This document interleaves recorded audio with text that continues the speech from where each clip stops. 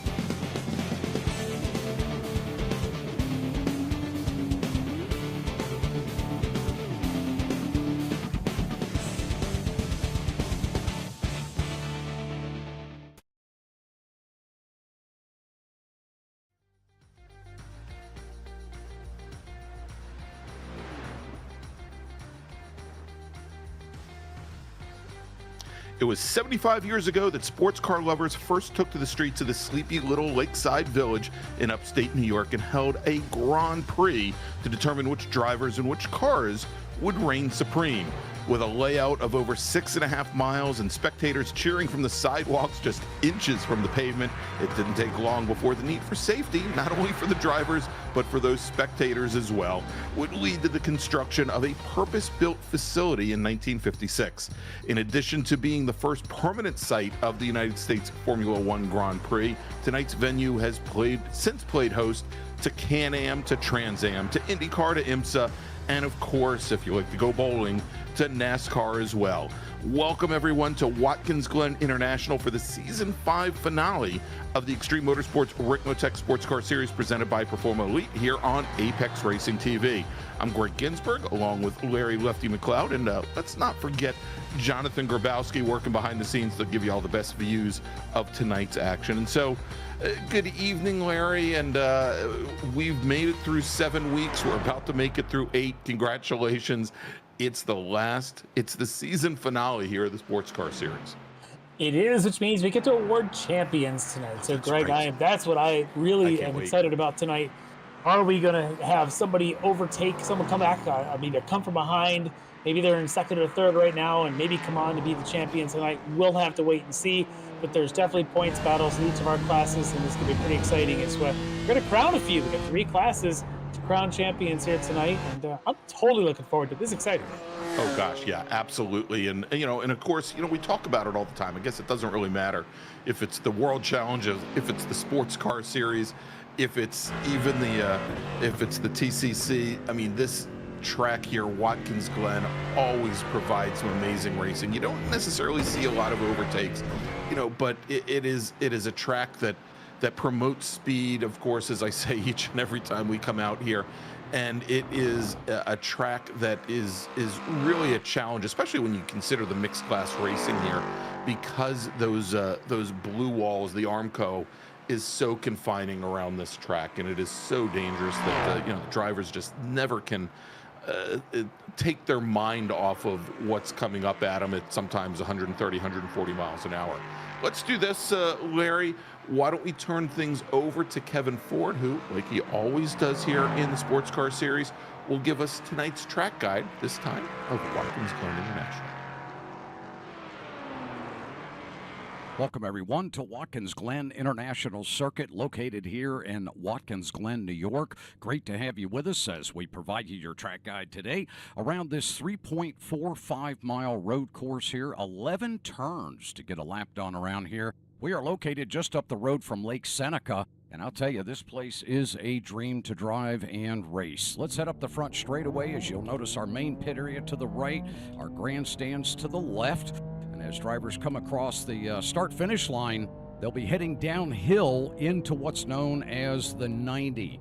This is a very tight right-hander. Let the car roll through apex. We'll come right back to throttle. Use a lot of this track out here to get some good momentum to head up the hill through the S's here. Through turn 2, then back to the left for 3, then ultimately through 4 here to head out onto the backstretch. Very tough to get through those S's back there at the start of events with 2 cars side by side trying to work their way through there. Heading down into the bus stop now. We'll get down on the brakes. We're going to take a nice tight line through here. Right back to throttle.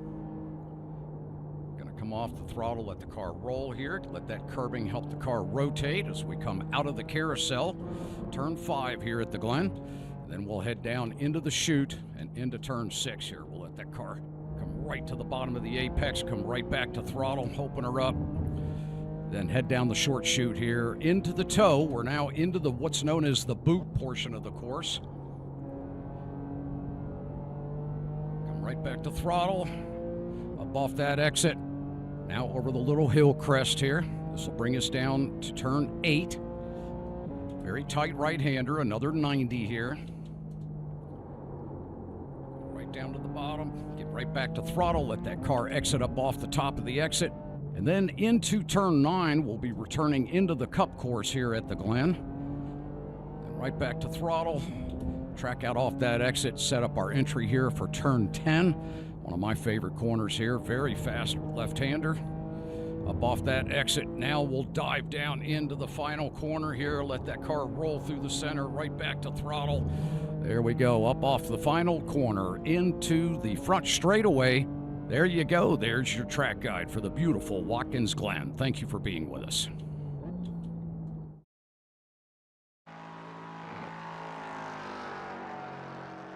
And thanks so much to Kevin Ford for tonight's track guide of Watkins Glen International. And, Larry, I forgot to mention, of course, we've got Jonathan Grabowski doing most of the work, switching cameras and stuff. But we should mention, I think it's his first outing here behind the controls. Colton Grabowski at age of about 7 months or so, 8 months now, doing yeoman's work there with as one of our cameramen here tonight for Apex Racing TV. John's getting him into the party awfully early here. He's doing a fantastic job. He's obviously an Orion Race Team's fan. He's selecting the Hartley cam at this point. Yes, so. That's right. So apparently Colton switched over to Mike Dam now. So Larry, let's take a look, as we do have our drivers now out on course and starting to put in their flying laps. And as we always do here in the Sports Car Series, we give them 4 opportunities to set their fastest lap and set the grid for this evening's race. And they will have the track seemingly to themselves, that they don't have to worry about traffic. They don't have to worry about the draft. They don't have to worry about anything except, well, that blue Armco that rings Watkins Glen International, all 3.4 miles of it. And as our drivers are heading out, let's give you a quick rundown how you can pick out the 3 different classes we have. And we'll start off with the GT4s as we're taking a look at Brendan Horn from D2D Sim Racing. He is one of our GT4 Pro drivers, and you can tell because he's got the red number boards on the side of the car, red mirrors and windshield banner, as well as an series of end plates on the wings. And then we've got our GT4 AM drivers like Leo Dragotta here in the Dragon Sport Aston Martin. And the AM drivers, well, they're a little more green than the pros, and so they've got green number boards and mirrors and windshield banners and end plates on the wings. And then, like Mr. Dam's LMP3 Ligier that we were looking at just a little while ago, and there's Mike once again. Thank you, Colton. They have the orange mirrors with black number boards, windshield banners, etc. But as I say every single time, Larry, if you can't tell the difference between one of these prototype cars and a GT4 car, we're just not doing our job. They are slightly different. They've got bigger wings. That's right. So got a good shot here, of course, Kyle Strikers. And we should have Kyle hopefully in the booth here to talk to us before the race starts this evening. Kyle right now is your fastest LMP3 driver. He's got just one flying lap in the book, so 138.61, but you can see there, look at that, Larry. Well, as Mike Dam now goes to provisional pole, as I say, Strikers had over a second on Chris Peters, but and the now Orion we're starting team to see, is checking in. Yeah, I was just gonna say, we got the 93 and the 16, Dam and Schwenke from Orion, who have now checked in, and well, there you go. Let's make it 3 for 3. Yeah, there's Robert Hartley from Orion. And all three of them in the 137s currently, and a minimum of 6/10 clear of Strikers. We've got some times coming in on the GT4 side as well. And Chris Thorman from D2D is currently your fastest pro driver in the number 60 Aston Martin, Larry, with a 153.35. But I think maybe not so surprising there, given how he's driven both in this series and in the World Challenge of late. Leo Dragotta in the number 118 Dragon Sport Aston.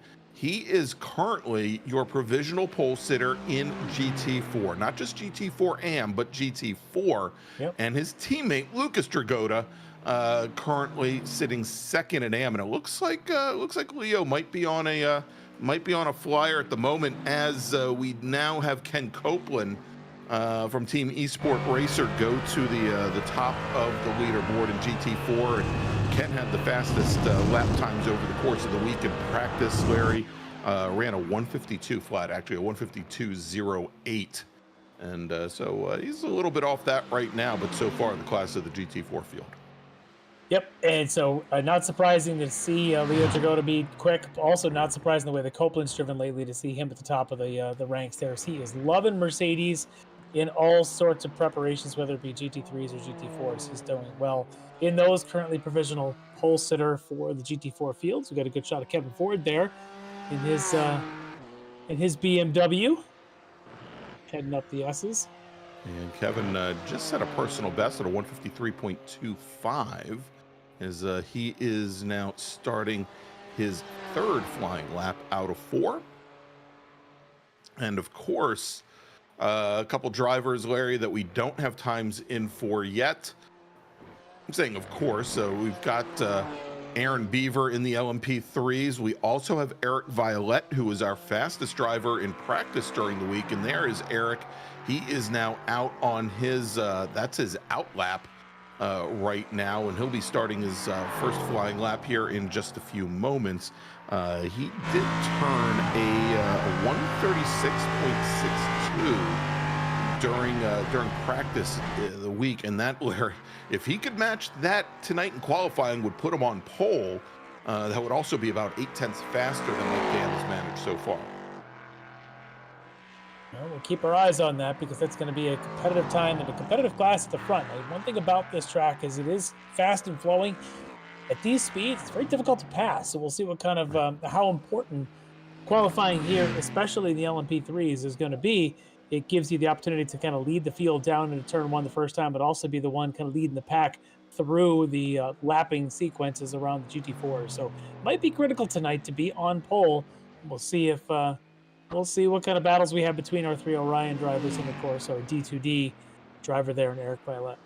Well, and Eric's teammate, Bobby Childs, still sitting in the pits and taking a look at the YouTube chat tonight, Larry. Stubby's saying that that Bobby's going to be starting from the pit lane. And as you just said, passing's at a premium. It's absolutely, it's very difficult here, especially in LMP3s. I think you just said, and it looks like Bobby's definitely going to be starting on the back foot there, starting from the rear of the field. So I'm a bit surprised, not surprised he'd start from the pits. He's had some bad luck in opening laps the last couple of rounds, so his strategy might be just survival tonight. But I'm a bit surprised not to take the opportunity for the 15 minutes qualifying to go out and get a couple more laps in. Yeah. I've done what he's doing in different races and times, and I get it, the strategy to start from the pits, but I usually do still take that extra 15 minutes. You get to even closer to race time, get to feel the conditions of the track, and get a few extra practice laps in. But perhaps Bobby's thinking, doesn't need that, just needs to be clean for an opening lap or two to see how his race is going to unfold. But I'm sure Brandon Whitworth and his teammates, Eric Violet as well, I think all the teammates are going to be helping him with his setup, and they've got all that nailed down so Bobby can make a good run through the pack here tonight. All right, so it looks like Kyle Strikers has finished his 4 laps of qualifying. He is currently sitting 4th in LMP3, and we've got him sitting in the green room. Why don't we talk to him now? Driver the number 17, SRT Esport LMP3 Leger. It's Kyle Strikers. All right, Kyle Strikers join us here tonight. So Kyle, here we go. Season finale, Watkins Glen. Are you ready for this? My name's not Kyle. Oh, well, I guess that wasn't Kyle. Hey, who are we talking to now, Larry? Let's see impatience. Oh, how are you? we did not expect you here tonight, but we'll interview you. Why not? So your drive, you've got the McLaren you're running here tonight. Are you ready for the Glen here at our season finale? Well, I'd like to think I am. I feel like there's a lot of competition in this AM division. It's been close racing all year. I've really enjoyed it. I don't know if it's going to be my best performance tonight. Qualifying hasn't gone perfect, but I think I can hold my own with the rest of the AM field. Yeah, you're coming in a pretty tight battle there. Currently provisionally on the podium. You've got to kind of maybe look over your shoulder for season points. You keeping an eye on those guys? You know who you have to finish ahead of to hold on to that podium position? Oh yeah, for sure. John Sterling's been a thorn in my side all year, but I'm just really excited to go wheel to wheel with him. It's been really fun. Yeah, no matter who wins, I'll be happy with it. But you come into tonight, you've had a couple of good podium finishes in the last couple of rounds prior to the last round that I don't think you were in part of. But you think tonight you got a shot of either winning the AM class or maybe finishing up in the top 2? I think second is within my reach. I don't know about first. Leo's kind of taken that one already, but can't really rule anything out, I guess, in this thing. Yeah, and of course I got to ask if you signed up for next season already. Well, I think I will probably about 10:30 tonight. Of course, awesome. All right, so any other thoughts you got going in tonight? Anybody that's helped you to get ready for this, and how much practice you've been putting in? Well, I'd like to thank everybody at TWS, along with our sponsors, WC91 Liveries, UV Safe, SimMotion, Maconi Setup Shop, Dangerous, Butt Kicker, and a Brucey. Really appreciate how much they make possible for us. It's been a great season, and all the guys have really helped, especially some of our GT4 specialists. I won't say his name, but he's definitely been a big part of my performance this season. Yeah. Well, awesome stuff. Good luck tonight, and we'll see if we can get onto that, stay on that podium here for the end of the season points. Thanks, good luck guys. tonight, Ian. Thanks. All right, there you go. Not Kyle Strikers, Ian Patience, driver the number 21, the Wrong Stuff McLaren. Now we've got Kyle Strikers. Let's bring him in, Larry. All right, Kyle Strikers has joined us here now. So, Kyle, getting ready for this big battle here at the Glen to wrap up the season. What kind of time, what kind of prep work have you put into getting ready for this? Just a ton of hours of practice. This is a home race for me, home track. I've been going here since I was 3 years old, being towed around in a trailer by my dad. He raced Formula B here back in the 90s, so this place means a lot. Favorite track, have ran tens of thousands of laps here throughout my time on the service, driven it in real life. So just a ton of practice. Got a little creative with the setup, a little less downforce than I think the other guys are running, so need all the luck I can get. I think it's an 11-point gap to close to a Mike Dam for the championship. So it's not entirely in my control. I got to get up and win, and hopefully the other guys finish a little bit further in the back. But hopefully we can end up in the championship spot. And if that can't happen, maybe just try and get a win today. Yeah, so a lot of obviously history here you have with the track, but are you feeling pressure to have a good night because of the history you have there? Compared to other races, not really. I'm pretty confident in myself, confident in the car. I can drive this track blindfolded if I really wanted to, so I'm just going to go out there, have fun, and hopefully all the chips fall in the right place. Yeah, it is an amazing, amazing track, and for anyone that hasn't been there, highly recommend it. I made my first trip up there this past summer to watch some races. Unbelievable, the fact that you've been out there, driven it, and been a part of that place for a long time. I am jealous. I love this place. Yeah, just an amazing, amazing track. But it's been a really good season. You're in a pretty good position. You're just right now outside of that potential podium. What are your thoughts, having looked back on the 7 rounds so far in the season? Definitely impressed with the way I ran for the most part. Going up against Hartley, Mike Dam, Schwanke, and Eric. They're all guys who have, double, triple my iRating. So just having the chance to compete with them and be able to kind of almost be on the same level as them week by week, it's been awesome. So those guys are awesome, super clean, and looking forward to settling everything on the track tonight. We're going to see you jumping into some of the other Ricmotech series here going forward? I'll be back in this for next season in the P3. Love it. I know we have some other SRT drivers running in the GTP, but the LMP3 is kind of my baby. So it's a great car, super fun to drive, and I love it. It's similar to my racing kart. It's all about momentum. The thing doesn't have as much power as a GTP or a P2. So keeping momentum up really suits my driving style. I mean, that's what I do on a weekend-to-weekend basis in the summer. So yeah, excited to get back in this car for next season as well. Awesome stuff. Well, really good luck tonight. Anybody else you want to give a thanks or a shout out to here tonight as you're getting ready to race? All the guys over at SRT Esport, our sponsors, Racebox Sim, Race Sim Tools, and Gomez Sim Industries. And best of luck to all the drivers out there tonight. It's going to be a fun one.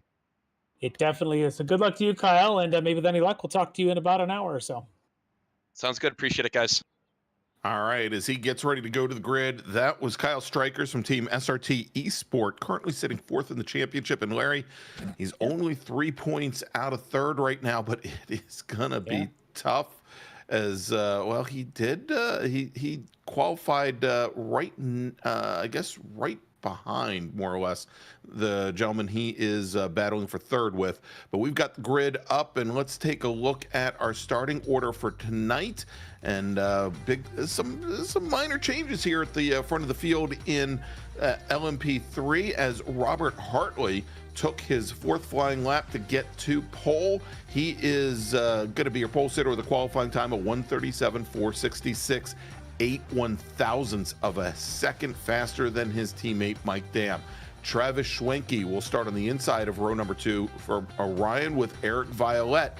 Our fastest driver during the week in practice. He's going to start on the outside of row 2 in 4th. Kyle Strikers, who we just spoke to, he's going to start 5th with Brandon Whitworth from D2D Sim Racing starting on the outside of row number 3 and 6th. Then we've got Chris Peters 7th and Baron Glover 8th. Marlon Jones and Bobby Child scheduled to make up row number 5. But we'll see there is we think Bobby Child is probably going to be starting from the pit lane, although he's checked into the session, Larry, so he might start from the grid. Aaron Beaver is scheduled to start 11th. All right, so take a look at our GT4s on the pole tonight. That Esport racer in that Mercedes, it's going to be Ken Copeland, and he'll be lined up alongside D2D's David Payton on the outside of row 1. On the inside of row 2, it's another D2D driver. It's Chris Thorman. He'll be lined up alongside that flying tortoise, Kevin Ford. On the 3rd row, you're going to have, or sorry, 4th row now, you're going to have third row, and we're going to have Jeff Jacobs on the inside alongside Brennan Horan from D2D on the outside. On the 5th row, you've got our fastest of our AM drivers. It's Leo Dragota comes in as the points leader, trying to wrap up that championship. He'll be alongside his rival, John Sterling, on the outside of that row. The next row beyond, you're going to have Alex Brown lined up with the other Dragota, Lucas Dragota, also from Dragon Sport Racing. Behind them, we're going to have Ian Patience. We just talked to him. He's from The Wrong Stuff. He'll be lined up alongside Neil Weston from HDPK Racing. Behind them, Russ Ruddick from Flying Tortoise alongside Tom Jenkins. Tom, of course, a part of Midfield Motorsports. And then on our last row, John Casey will be on the inside from Frito Sport, and his teammate, Greg Brockway, will be alongside. All right, and we'll go over some of the championship standings as time goes on here. But John Casey, who finished 4th 2 weeks ago at Road Atlanta, I'm sure he's not too happy starting 9th in AM. It's going to be a bit of a challenge for him to make his way up through the field. All right, so we've got the pace car now bringing the LMP3s here through and out of the bus stop. So actually, Larry, this will be as good a time as any. We'll just take a quick look at the AM drivers. GT4, where Leo Dragotta, John Sterling, and Tom Jenkins was your podium. They were also the only 3 drivers in AM to finish on the front row, and that leaves Leo Dragotta with a 50-point advantage right now over John Sterling and Ian Patience, who we just spoke to a couple moments ago, currently running 3rd in the championship in AM. In Pro, Ken Copeland took the win for Team Esport Racer, only driver in Pro to finish on the lead lap. Brennan Horn and Jeff Jacobs rounded out your podium, and it is Copeland currently your leader in GT4 Pro. He's got a 10-point advantage over Justin Ream, and then Brennan Horn currently sitting 3rd in the championship, and I don't think Ream is here tonight. So no, he is not. And if we then take a look at LMP3, Mike Dam took the win over Eric Violet by margin of 18 seconds. Travis Schwenke finished 3rd, and Kyle Strikers, who we just spoke to, finished 4th. And the point standings as they are right now, Mike Dam is your championship leader. He's got a 5-point advantage over his teammate Travis Schwenke, with Eric Violet currently sitting 3rd in the championship, 11 points out of the lead. All right, so Larry, we've got the pace car now bringing the LMP3 field out of turn 9, and they still haven't gotten very well formed up past row number 3. They've got a little bit of time to do that. There they go. Now they're starting to compress down, and pace car now rounds the final corner, comes through turn 11, and is on the pit lane, turning the field over to your pole sitter, Robert Hartley, as they wait for the green flag. And we're green here at Watkins Glen International as our LMP3s are underway. Robert Hartley gets an early jump, about a half a car length to a car length over Mike Dam. Eric Violet noses ahead of Travis Schwenke, but Schwenke on the inside has a move there down and through. And you can see Strikers and Brandon Whitworth trying to jockey for position there right now for 5th as they start to make their run up the hill through the S's for the first time. And this is where it's usually the most challenging, where as we've got cold tires as they come up the S's. Yeah, this is going to be interesting as those now teammates there for Orion are nose to tail. Striker is going to take an opportunity inside. He's up to 3rd. He does get up just ahead of Mike Dam. Yeah, great move there by Strikers as GT4 gets the green flag. They come through the 90 through turn 1, and Ken Copeland already opening up a great advantage now over Leo Dragotta, running in, probably not Leo Dragotta, that's David Payton running 2nd, then Chris Thorman and Kevin Ford currently running in 4th, with Jeff Jacobs back behind, a little bit further back in the field. And we see taking that little look down to the inside is Leo Dragotta, who is now side by side with John Sterling for the lead in GT4 AM. And they are going to be heading through the outer loop, starting to head down to the boot for the very first time. Yeah, Dragotta able to get ahead of Sterling there and get that cleaned up before they got to the bus stop. So he's going to open up the gap now about 7/10 on his rival. But the battle's at the front. Those 2 D2D cars, Peyton and Thorman chasing down Copeland. Copeland had gotten a win in the GT3 field a couple of weeks back, trying to do it again here in GT4s. He's been quick in those things with those D2Ds. Those drivers are right all over his heels, as is Brennan Horan, another one of our D2Ds, trying to get past. That looks like trying to get past Jeff Jacobs. Jeff Jacobs, yeah. And he does it. That's a tough spot. If you get a good exit there at 7, you can get up into the turn in at 8. He does. So now he's going to make that 3 out of the top 5 D2D drivers. And he's got Kevin Ford in his sights now as they come out of that off-camber left-hander turn 9 and have just 2 more turns remain before they complete their very first lap. And as they come onto the front straight, it's Copeland, Payton, and Thorman. Well, let's jump over to LMP3 here, Larry, as it is Hartley and Schwenke. And we saw Strikers get around Mike Dam going into the bus stop on the first lap. Well, it looks like Mike Dam Might be either dealing with some cold tires, but he's also lost a position to Eric Violette. And so Dam, who started off second, now finds himself back in fifth. Oh, I think we got a replay queued up there of Violet getting around Mike Dam. Here we take a look at that as they are, looks like the sole of the boot heading there between 7 and 8. And Mike had a little bit of an issue there in the braking. I wonder if he's got a little bit too much rear brake bias, or perhaps it's that cold tire setup going on. I think we had seen that in the past round with these Orion drivers. They typically run a pretty sketchy setup when they're cold, but once they warm up, they do heat up quickly. Very quickly. Maybe Violet taking that opportunity here. Strikers, though, trying to maintain pace, already falling back over a second from the front two, Hartley and Schwenke. Hartley showing some pretty good speed here. I don't know that we had seen this kind of speed out of Hartley yet. This might be his first pole in the LMP3s. It's been a lot of Mike Dam and Travis Schwenke that have been dominating this season, but Hartley now bringing it on here. Yeah, so Hartley's been running, I would put it almost mid-pack-ish, Larry, usually fifth to sixth. He had the win at the opening round, but really since then has just, like you say, a lot of issues. He had a podium thrown in there, but a lot of 7th and 6s. To come out tonight on pole and showing really strong pace here at the start, he could be really somebody who could mess up the standings for Dam, Schwenke, and for Strikers. Yeah, indeed. So Hartley currently sitting 9th in the championship standings here, coming into this last event, and he is 14 points behind Aaron Beaver. Although again, Beaver not here. Actually, I take that back. Beaver is here this evening. The Aerokinetics driver, the number 97 machine, and Beaver currently sitting 11th. Sitting tail on Charlie in the LMP3 field. Strikers here doing a pretty we've got somebody off, Larry. Job. That is Dam again with the struggles tonight. Not sure what's going on there as he does it now at turn 7. And same deal there, going into the toe of the boot there, Larry. And we'll take a look here in just a moment. Here we go. We've got it queued up, and let's see if he's got that brake balance issue.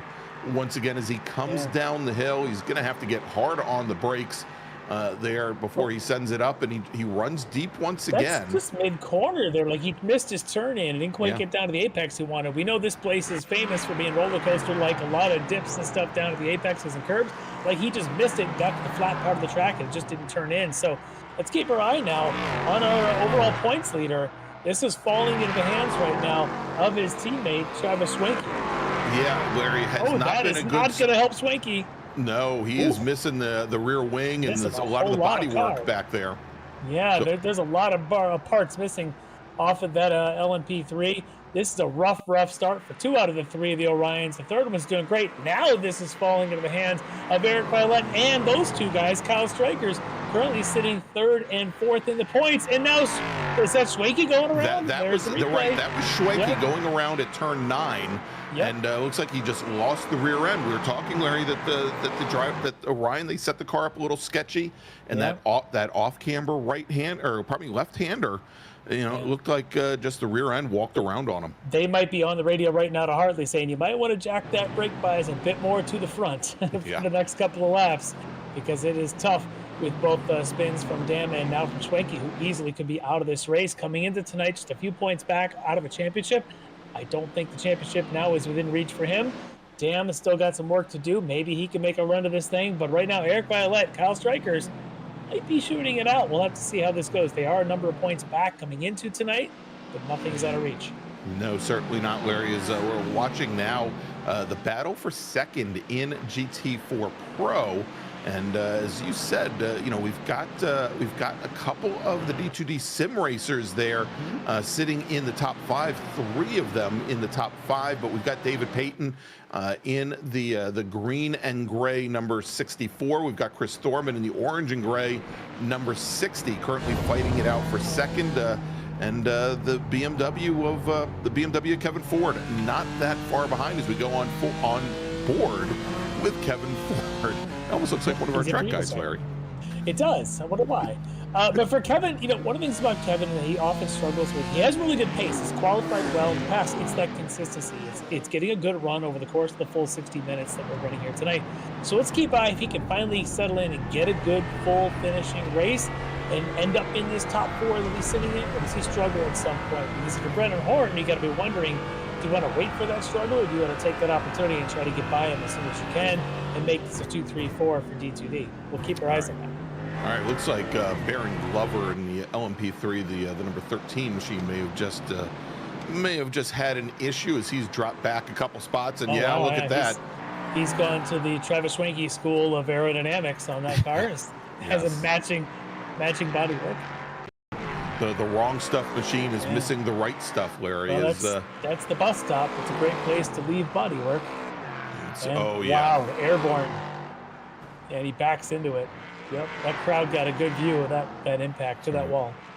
And all you can see as he backed in is right on the side of the car where it just had wrong. Yeah, it's the wrong way in for the wrong stuff driver. Yeah. All right, so that's Bobby Childs. So I think we had said started tonight from the pits, and Bobby now ahead of Mike Dam with Mike's couple of spins that we have seen. So Bobby doing what he wanted to do, get off to a good, consistent start. He's not the fastest driver in the field right now, but he's trying to just be consistent. That's a good target to have. Mike Dam, though, has got to get around that consistency here if he wants to move through the field.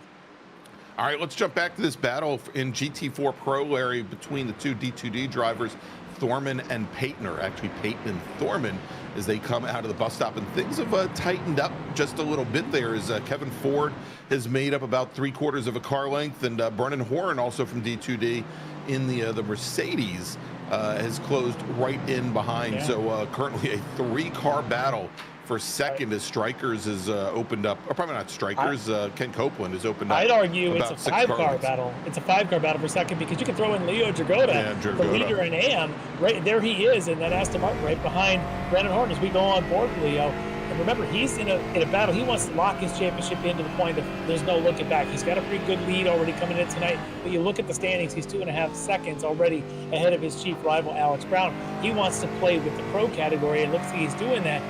But he's got 4 of them in front of him. 3 of them are teammates.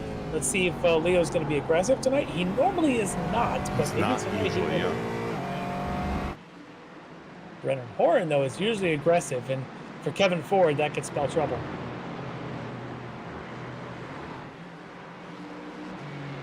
All right, as they complete lap number 6, probably completing lap number 5 as our LMP3 cars are getting ready to complete lap number 6, and they're going to be coming up, Larry, right behind them.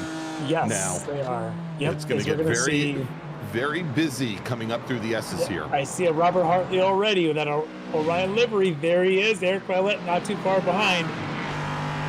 Oh, this is a great view. What does Kevin Ford do? It's going to hold the inside, and there goes Hartley now. Dancing between those guardrails. You've just got to see huge at this point. Pretty clean. He's got one more to go. Had a good run through there. Second place runner Eric Violette, not so much, as he had to be a little bit more cautious coming up into the bus stop there, but he now makes his way through and around, going through the outer loop. But almost he's got lost pinched by about, Payton there. Yeah, he lost about 2.5 seconds. Oh, that's locking for Whitworth.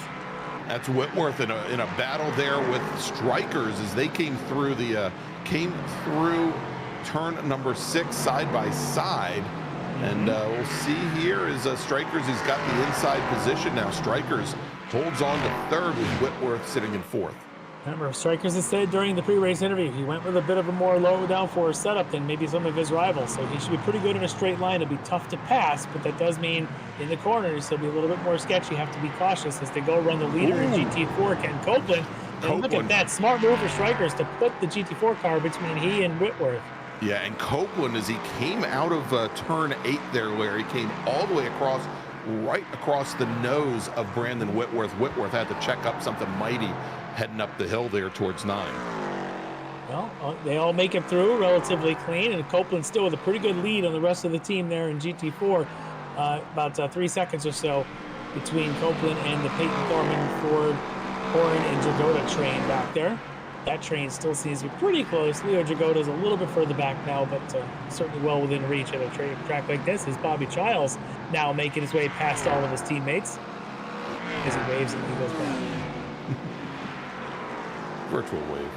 It's a virtual wave. Little beep on the horn as he goes by.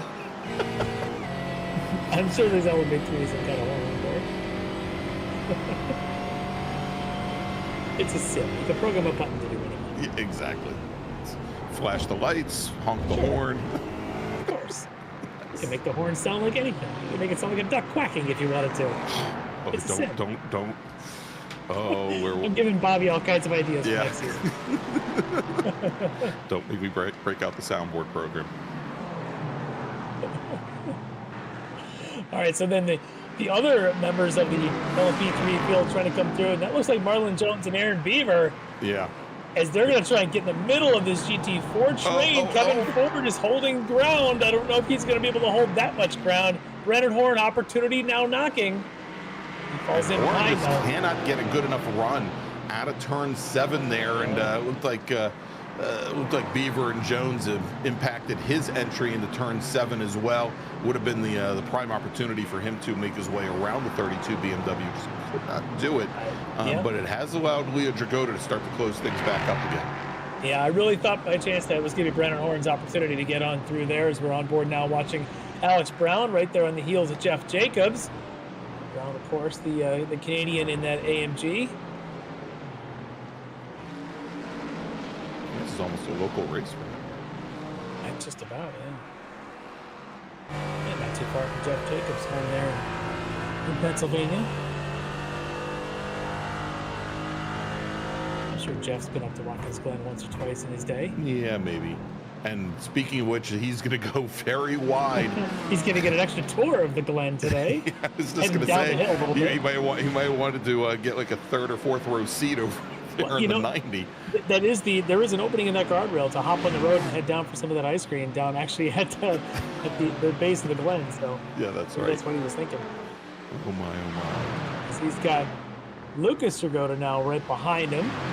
Yeah, Lucas takes a quick look to the inside, figures he isn't quite far enough up before they turn in for the bus stop. He's going to settle back in behind the 38 car. They got John Sterling back there. Sterling, who I think started this race, if I got this right, in second in this class, if I recall, has fallen down the order a little bit. More really appropriately, as everyone's kind of gotten around him, like Lucas and Alex Brown.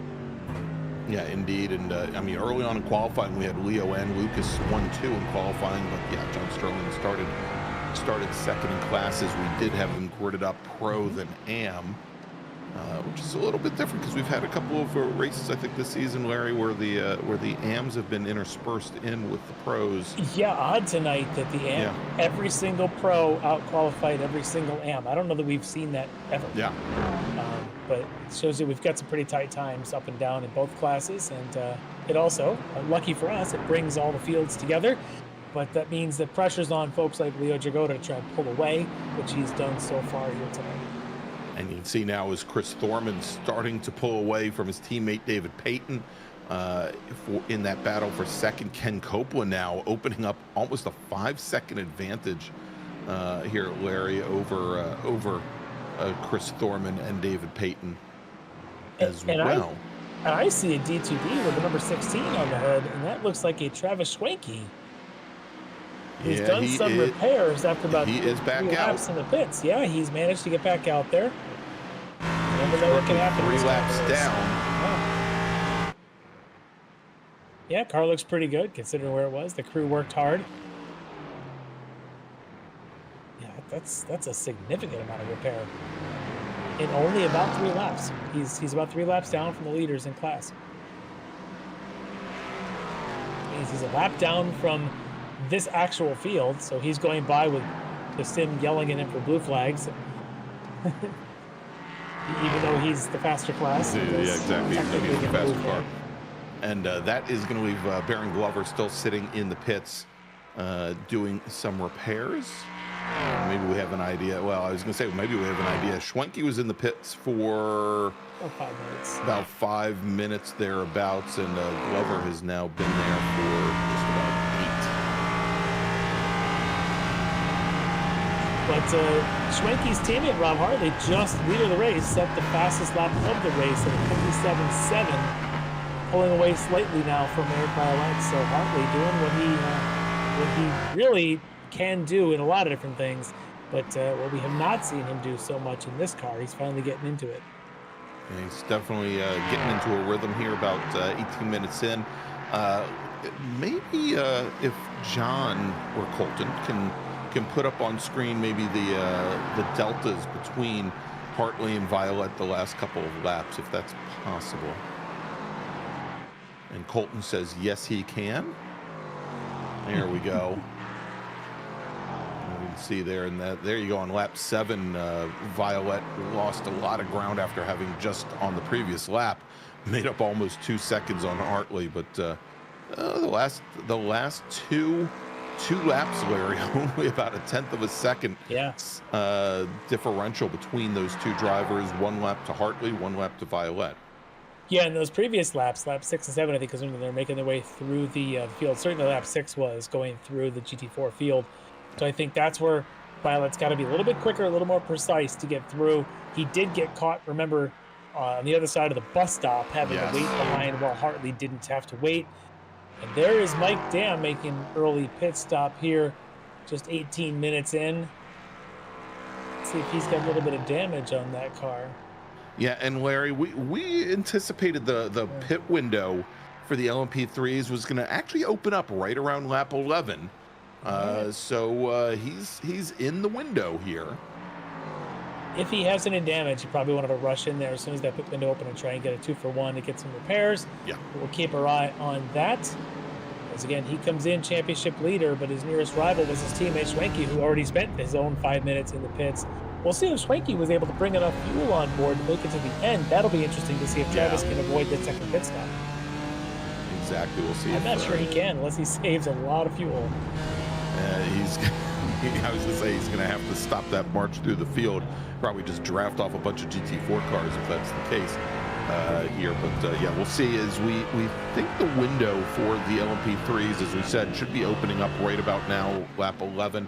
They can probably make somewhere around 26 laps on a full complement of gas. And for the GT4 cars, they should be seeing their pit window open up in about 2 laps. We figure somewhere starting around lap 12, and they can do about 20 laps. So these, assuming these cars started off with a full tank, they're about halfway through their fill. Well, Mike Dam in that pit stop was in for about 29 seconds, so that's the benchmark. See what everybody else can do. Perhaps he did that to allow himself some good track room, as well as maybe any repairs he had to do while he was in. But he's back underway. All right, and Lucas Dragota has made his way around Jeff Jacobs. Dragota running 3rd in AM behind teammate Leo and Canadian Alex Brown. That's your 1, 2, 3. And important John for Lucas. Sterling a little bit further back and forth. Yeah, that's the important part there for Lucas, to be able to put Sterling now an entire car between himself and Lucas. And that car, of course, is Jeff Jacobs, as we know how difficult it is to get around Jeff. And now that difficult task lies on John Sterling.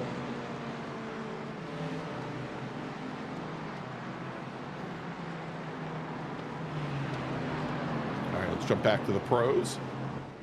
And Kevin Ford still challenging David Payton, but Payton hasn't flinched yet, and we've seen this fight go on now for what, about 5 laps, 6 laps now, Larry. Yeah.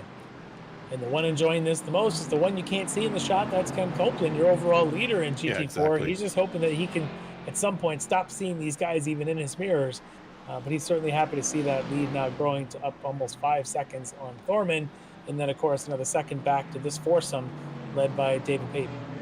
Yeah, and it looks like Copeland's settled into a nice little pace. He's just run his fastest lap of the race, though, Larry, but still maintaining about a 5-second advantage over the rest of the pro field as Kyle Strikers and Brandon Whitworth now come into the pit lane in their LMP3 machines. Bobby Childs checks in as well. Big brake lock up there from Bobby as he tries to get down to the maximum speed allowed on the pit lane.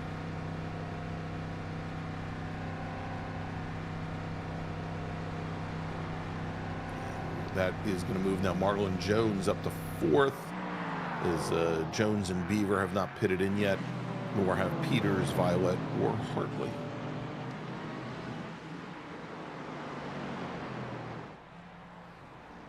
And Violet's on the pit lane as well. And Larry, oh, wow, that looks Eric like a Violet, violence. he's missing a lot of body work up front.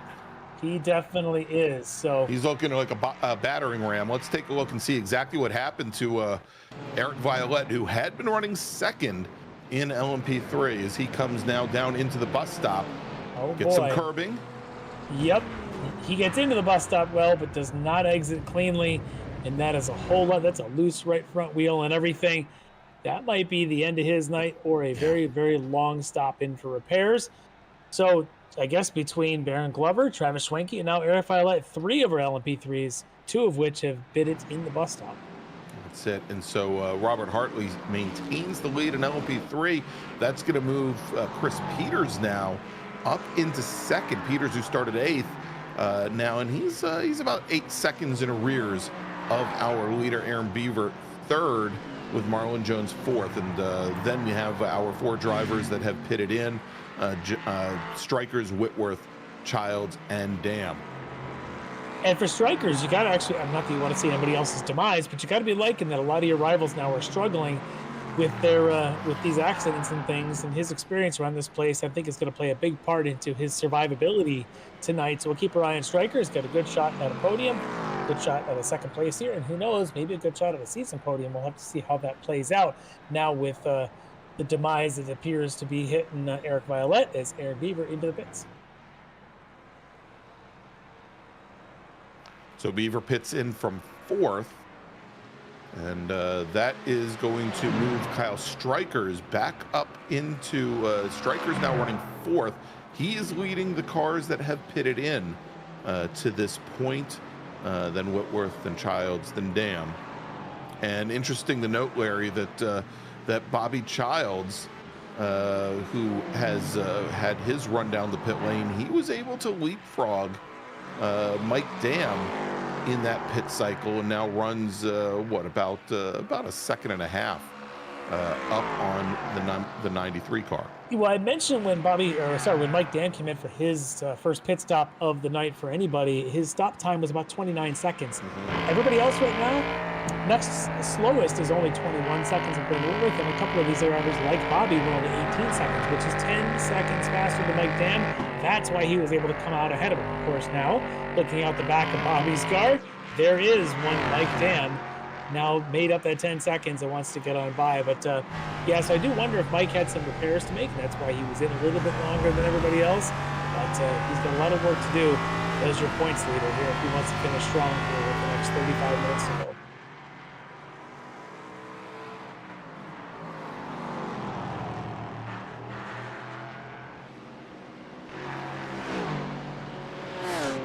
All right, let's jump back here, and this is Brennan Horn, currently running 4th in Pro. Leo Dragota, our AM category leader, currently running 5th in overall in GT4. We're missing a car in that sequence. Yes, we are. We're missing a David Payton in that sequence. That's right, David Payton, and we're showing him, Larry, not on the pit lane.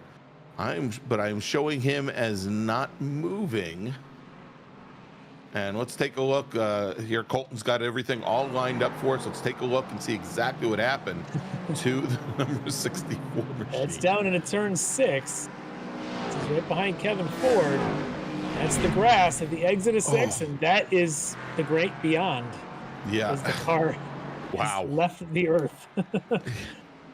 That looked to be maybe some mechanical issues, Larry. The way that car just broke so quickly to driver's left.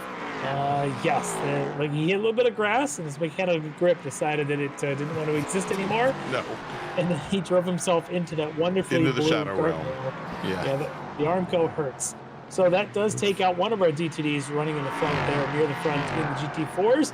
So Ken Copeland's lead now is about 4 seconds or so on Thorman, the other of those D2D drivers. There is Ken Copeland, your leader, the esport racer. Now you've got Kevin Ford in 3rd, and 4th would be Brennan Horan. But there's even a gap there between Horan and Ford for that 3rd spot. Indeed, and both Thorman and Ford just ran their fastest laps of the race.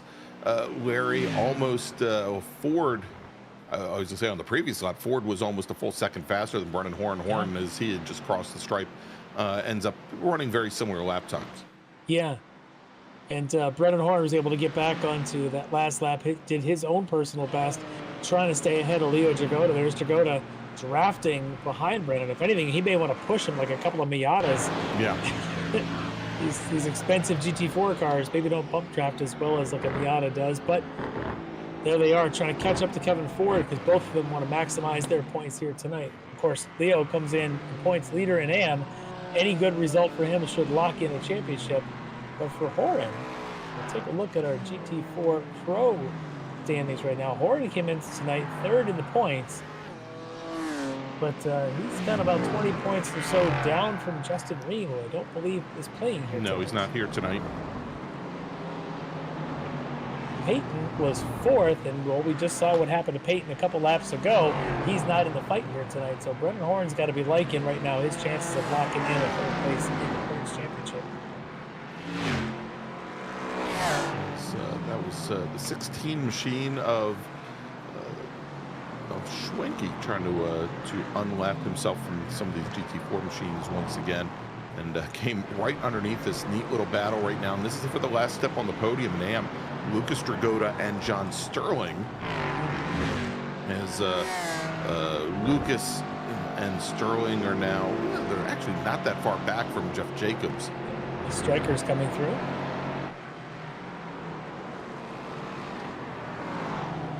And coming into the pits is going to be Lucas Dragotta. And I believe he is he's the first to, well, I think the first of our GT4 machines. There's Patience there right behind him to come in. And as we mentioned, the pit window for the GT4 car is opening up around lap 12, and this is with 15 laps complete for these drivers. So they could have gone, again, if they had a full complement of fuel, about 5 more laps. They would definitely need to come in.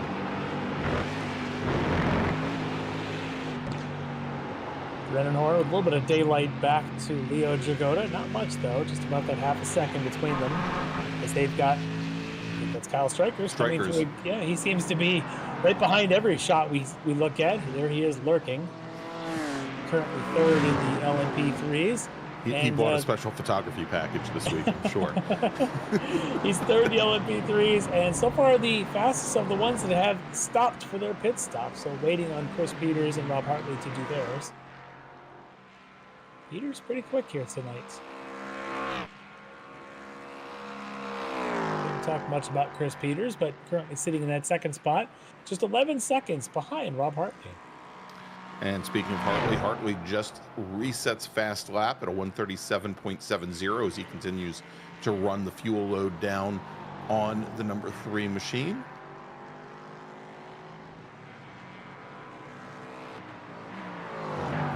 Has opened now primarily through attrition, but has over 11 seconds, close to 12 seconds on Chris Peters. And Hartley and Peters now apparently the last 2 drivers in LMP3 get the pit.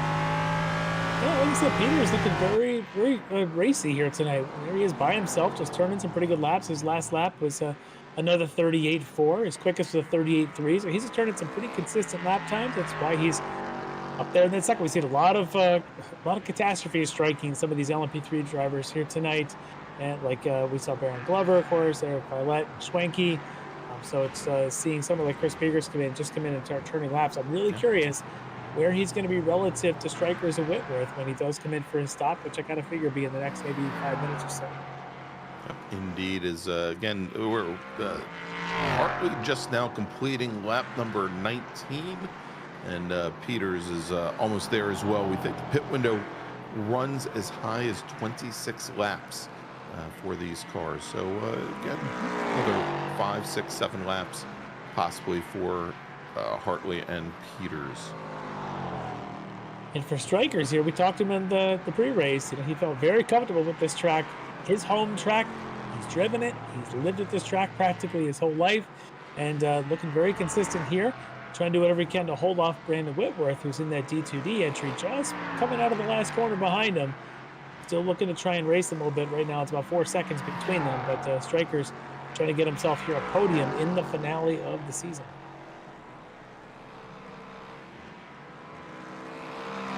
This has tightened back up, hasn't it? Yes, it certainly has. Is about 3 car lengths separating Ford from Horn from Dragotta. And Dragotta still with about a 4-second advantage on Alex Brown, who runs second in AM. But yeah, definitely starting to see them close down. About 2 seconds separating Thorman from Kevin Ford at this point.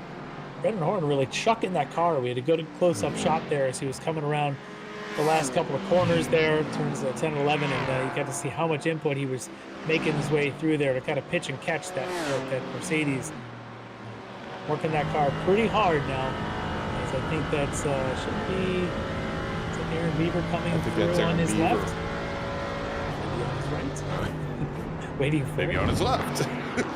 There he is. Yeah, there's the Aerokinetics machine of Beaver. Gonna go around the outside, through the outer loop.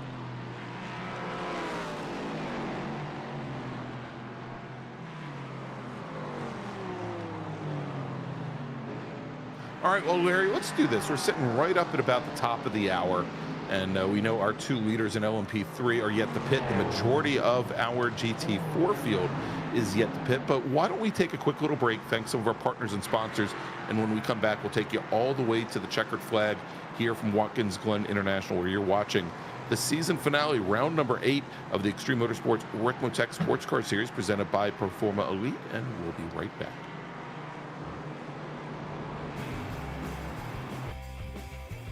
Ricmotech, high-performance sim racing equipment. Whether you're just looking to have fun, train for race day, or become a serious esports competitor, Ricmotech has you covered. Hundreds of name-brand parts. Support from experts that love sim racing. Trusted by the pros. There's only one place to go, Ricmotech.com.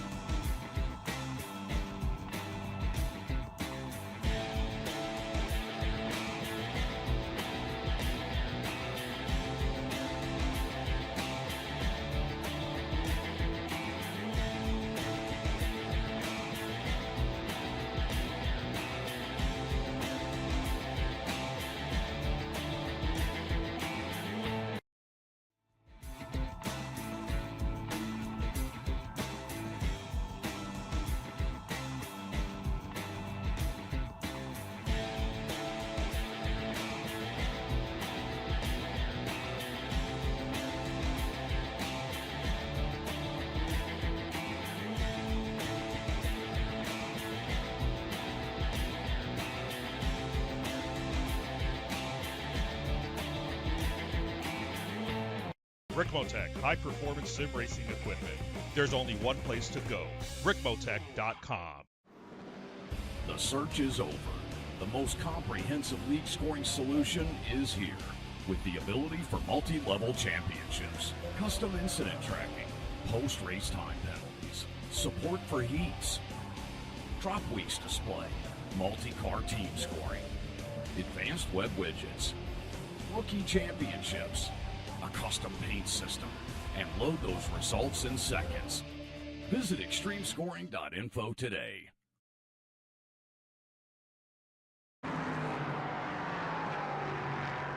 And welcome back to Watkins Glen International, where you're watching the final round, round number 8 of the Extreme Motorsports Ricmotech Sports Car Series, presented by Performa Elite here on Apex Racing TV. I'm Greg Ginsberg, along with Larry Lefty McLeod. And Larry, now they're all coming in for pit stops here. We had just a few moments ago, Alex Brown came in for his pit stop. We had, who else did we have come in? Pretty much everybody except for Ken Copeland and yes. the 5-stem you see right there in front of you. Everybody else has already come in. So we'll see what happens with this group. I'll be interested to see did anyone save fuel? Was someone like a Leo Dragotta able to save a little bit of fuel in that train and get by some of these guys? Remember, they came in the order, I believe, of Thorman, Ford, and then Horan, and then Dragotta, and then Jacobs. Yeah, and we can see they're sitting at the back of that pack. We've got one driver sitting up on the jack stands, and just now drops down. And Horan had pitted a lap Sterling. earlier, so we'll see what he does when he comes out as well. When these guys come out, there is Horan. Where is he Already relative to the pack? Well, he did not get past Leo Dragotta. Dragotta in the 118 machine gets around Brennan Horn. Yes, a very quick pit stop for Leo Dragotta. Might have been the quickest in the field at 24 3/4 seconds or so, about 4 seconds faster than Brennan Horn's pit stop. Good work for him. The other one, the quick pit stop, Chris Thorman, who was up there in that train as well. Those guys may have done some fuel saving in that first half of the race. May have just paid off for both of them. And so we'll keep our eyes on them, where they come out relative to Ken Copeland, who is yet to stop. And we'll see there, as you can see there, a 53-second advantage. And now Ken Copeland comes down the pit lane, Larry, so he didn't have long to wait. We'll see here how long it takes for him. Thorman was in his pit stall for a little bit under 25 seconds. Pit lane transit time about 56. And let's see how long it takes for Ken Copeland, our championship leader. Oh, he is popping up like he might be taking tires. This could be interesting. He did have a bit of buffer on time to be able to do something like this. And if that tire change only costs you a couple of seconds, but it's worth it at the end, Copeland might be taking that time gap he had as an advantage and using that to put these tires on and have the faster car come the end of the race.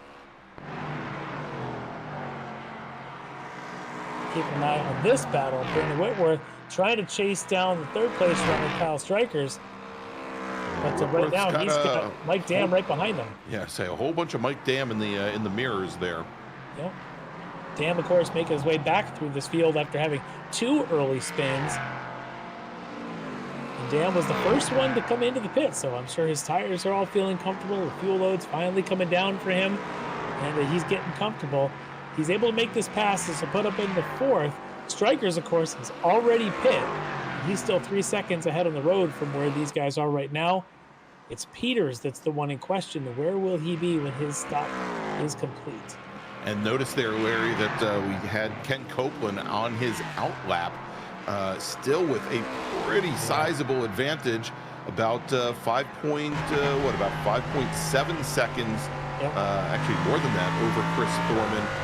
Spent just about the same amount of time in the pit lane as Thorman did. My timing says that Copeland's was the fastest pit stop in all of the GT4s. So good work there for Copeland to get in, get out, and it did appear he may have even taken some tires. So he's in a good position. He's just got to manage here to the end of the race. But these guys, this is a pretty good little battle between some veterans here, to Mike Dam and Brendan Whitworth.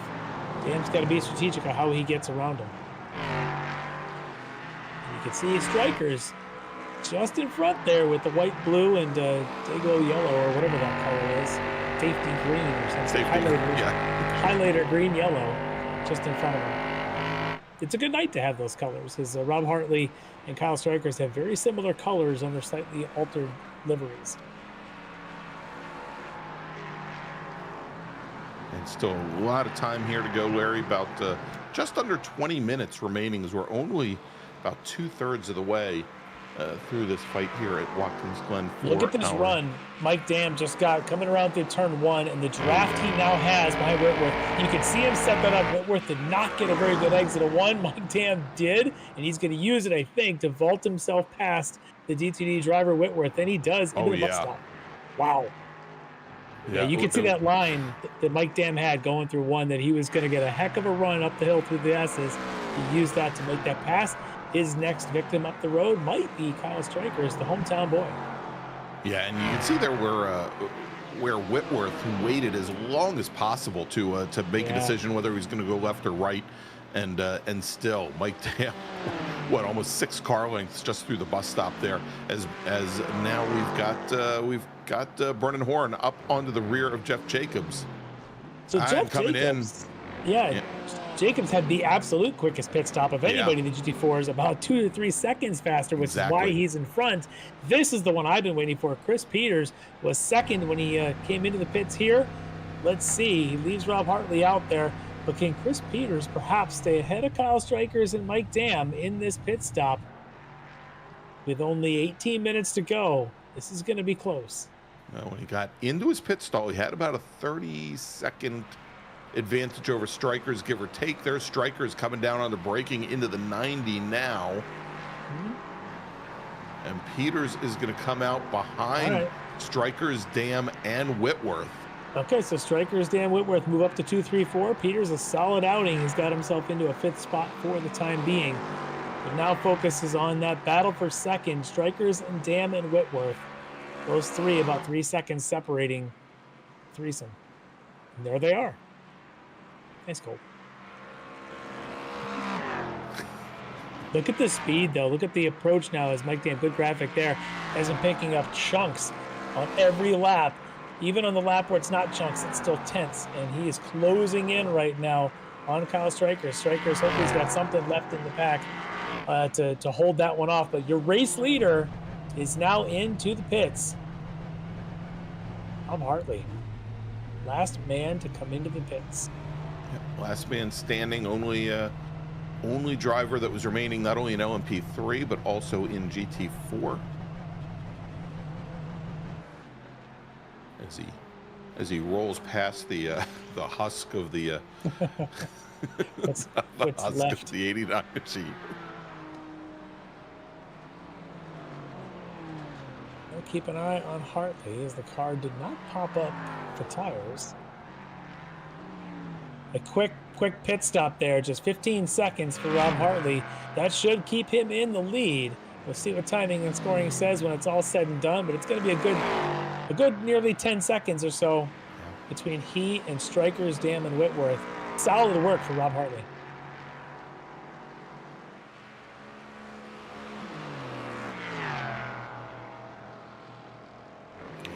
Indeed, is the interval now about 8.5 seconds over Kyle Strikers. Brandon Whitworth has his own problems. Larry coming out of the 90, coming out of turn 1 as he impacts the Armco driver's left. Yeah, let's take a look at that replay because that's an odd place to go with these cars. Normally you brake, you turn, and you're full throttle. He gets a little bit of curb on that exit. Kind of high centers the car, I think, on that curbing. And broadsides the left side of that car. I guess the right side of the car backwards into that blue Armco. And that takes him out of the running for that second place battle, but Strikers and Dam is are waging on. So now it's Strikers and Dam 2 and 3. Peters moves up to 4th with Whitworth down the order. Yeah, Brennan Horn struggling to keep up with Jeff Jacobs now. That car's been a little bit all over the place. He's got a LMP3 behind him, I think. Well, and you were talking about Brennan's pitch and catch driving style, and we've seen that in some of our other Ricmotech leagues as well, that he may not be the smoothest driver out there, and it really is starting to look like maybe it's affected the handling of that car, at least. Let's keep our eyes on our feet as he goes into the bus stop. Little left foot braking, off the throttle, trail brake in. He's back on, a feather the throttle on the way back out. Now hover the brake again, little trail brake into the outer loop. Now Watt, about halfway through, there it goes, all the way down the hill to 6. Pretty cool little shot there through that sequence. Never did play-by-play on someone's feet before.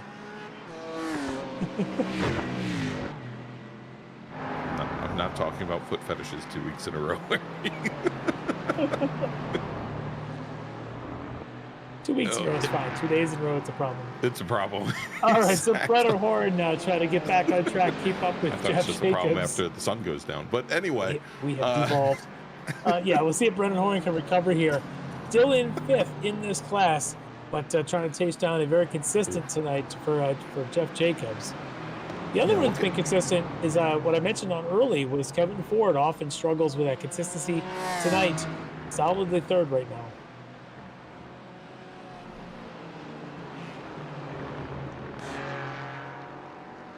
There it is. Asking you shall receive Kevin Ford moving aside. As I think that would be Marlon Jones going on down the inside. We'll talk much about Marlon tonight as he takes his LMP3 and puts a lap on this guy. Track guide extraordinaire Kevin Ford.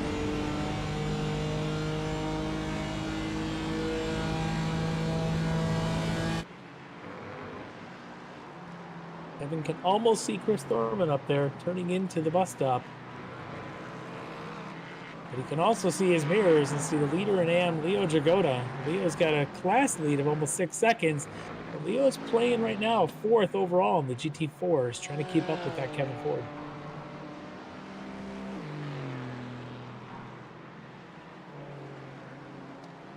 You know, and we talked earlier, Larry, about how Leo has been somewhat loath to engage over the entirety of a race with some of those GT4 Pro drivers, and I think we've seen that in the World Challenge as well in GT3.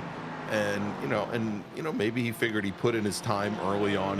He brought the battle to Kevin well, at the time I guess Brendan Horn as well as Kevin Ford. And, at this point, maybe it is just time to kind of lock it in and drive the car home. Yeah, he's always been a bit of that calculated driver, knowing what he needs to do and what he doesn't need to do, and being very smart about that here.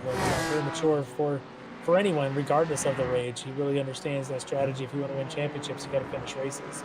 He's playing that very well tonight. I mean, meanwhile, he's got the pace. He and Thorman are running within a couple hundredths of a second of one another. Is actually, we're seeing that, at least for the moment, Dragotta may be running a little bit faster pace than Kevin Ford in the BMW. But again, at this point, you just kind of lock it in there.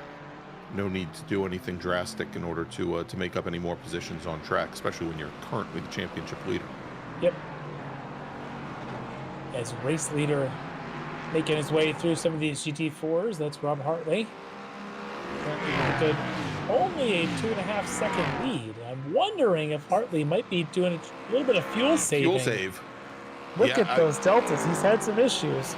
Remember, it was about 6.5 seconds when Hartley finished his pit stop, so he's lost.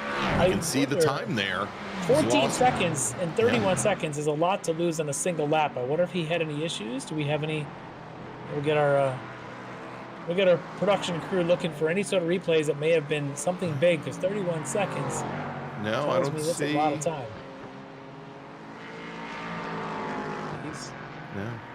Yeah, I would say nothing since Whitworth hit the wall. Yeah, that's pretty crazy, but he's got it back up over 3 seconds for the time being. Whatever happened there in the last couple laps has made it interesting. Hartley and Strikers has got to be loving it. He's got view of the rear wing of the 3 car at this point.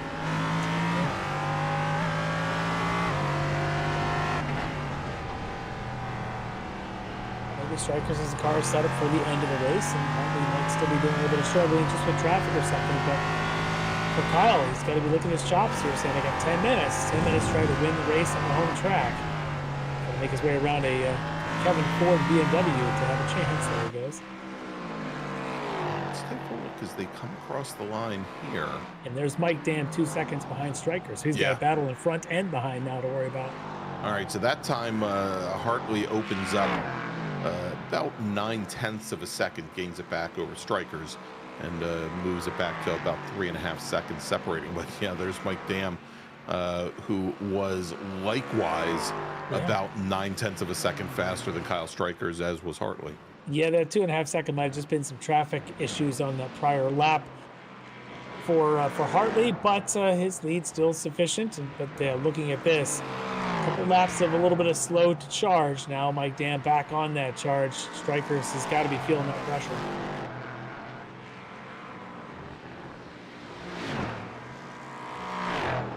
Alex Brown now trying to get around Jeff Jacobs. Brown running second in the M class. About 6 seconds or so back from his class leader, Leo Jagoda. And on track, the only thing separating them is that Jeff Jacobs BMW.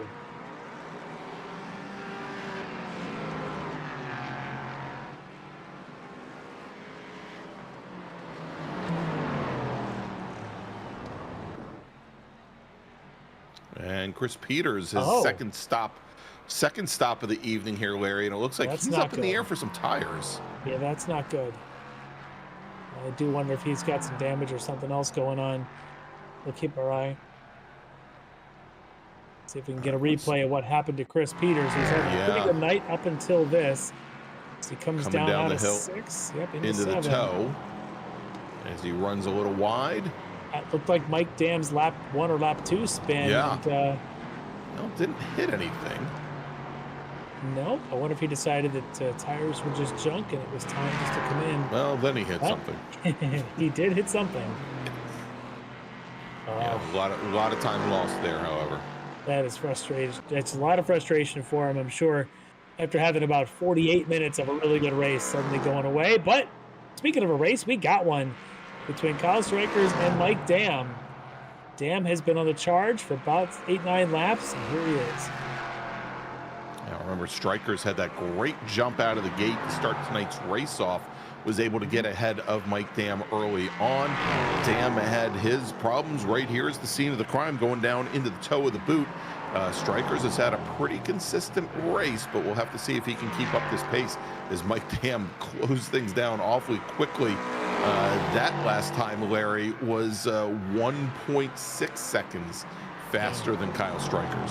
So what I see at this track a lot of times, these battles, is when one driver looks like they're a lot faster, normally comes down to maybe one corner, where they're evenly matched in most places, but that one spot often becomes a difference. What I saw earlier was when Mike Dam got past Brandon Whitworth, that one spot was turn 1.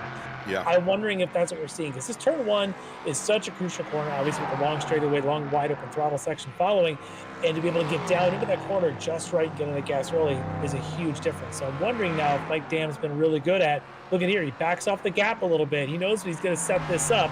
Can he get the exit at 1 like he did at Whitworth and do the same here to Kyle Strikers? Strikers a much better exit than Whitworth. All right, and Travis Schwenke brought his car down the pit lane for his second pit stop of the evening. When he pitted in, he was 2 laps down from our leaders. He made back a couple of laps. But, we were wondering if he had enough fuel on board with that exactly. early repairs. It looks like the answer to that was no. No. There's the difference. It's the bus stop. Yeah, Goodness. and we saw what Dam had done earlier going through the bus stop when he had gotten around Peters. And yeah, he's got a heck of a pace through there. Yes, he dove hard into that bus stop, was able to keep that car under him.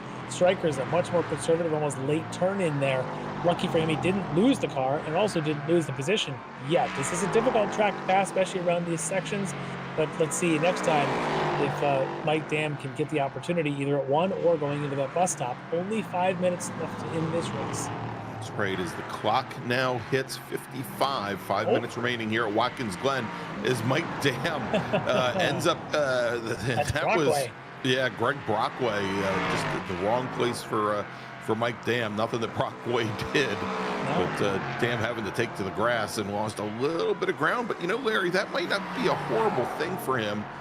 Give him a few more options as he comes up through the S's, rather than being right on the under tray of the 17 machine. Maybe. Again, look at this. He backs off a little bit early. What he wants to do is get the run and then get the draft and go on by. What I've learned about this track is if you're up under somebody's rear wing or their rear deck going into turn 1, it's very difficult because what happens is you end up drafting them going into the S's and you lose your momentum. What you want to do is to stretch that to maybe 6 or 7 or even 8/10 under braking and get the run through 1. The problem is Kyle Striker's did a really good job of exiting 1. Can Kyle do a better job at the bus stop? Look at the difference. Oh my gosh. Yeah. He's struggling into the bus stop, whereas Mike Dam is just hauling the mail into there. It's a drastic difference. You watch their line, Dam is really cutting that apex up against that Armco. Strikers is more carving it in gently and losing a lot of momentum doing it. Yeah, and I mean that's going to be the challenge then for Strikers is, you know, he's got to be able to hold him off. Coming up through the S's. Can he use another midfield motorsports entry to do it? Of course, that's the 68 of Tom Jenkins. Doesn't work there. He's got Mike Dam still on his tail. Yes, he does. Hey, just noticed that Ken Copeland just set his fastest lap of the race, that 1:52.4, and he has now, almost 6 seconds, almost 7 seconds, the advantage now over Chris Thorman from D2D. Just going to go ahead and let Aaron Beaver go on by. No sense in heading up a fight there. Just needs to bring this thing home, does Ken Copeland.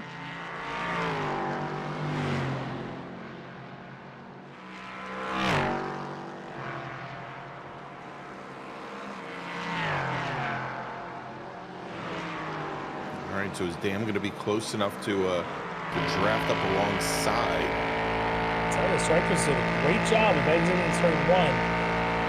Dam nothing here, but if Dam can somehow use that bus stop speed to his advantage, it's tough though. But look at that.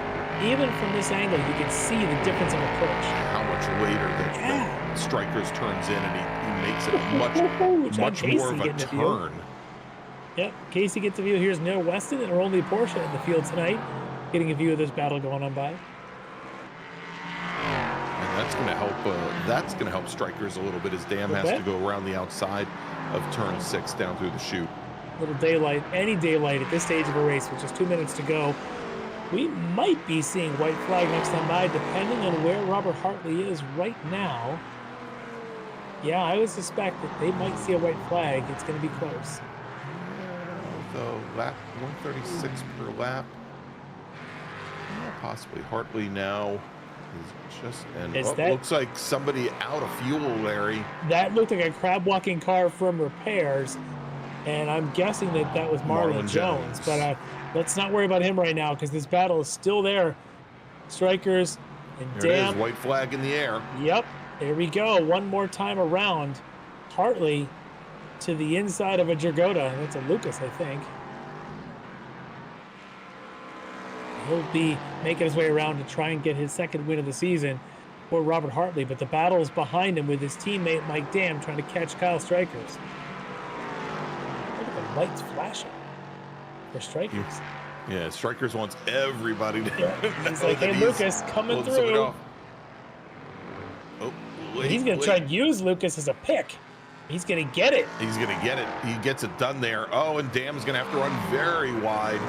Yeah. Beautiful work for Strikers. Maybe just bad luck for Mike Dam. Strikers now starting to feel like that second position might be his.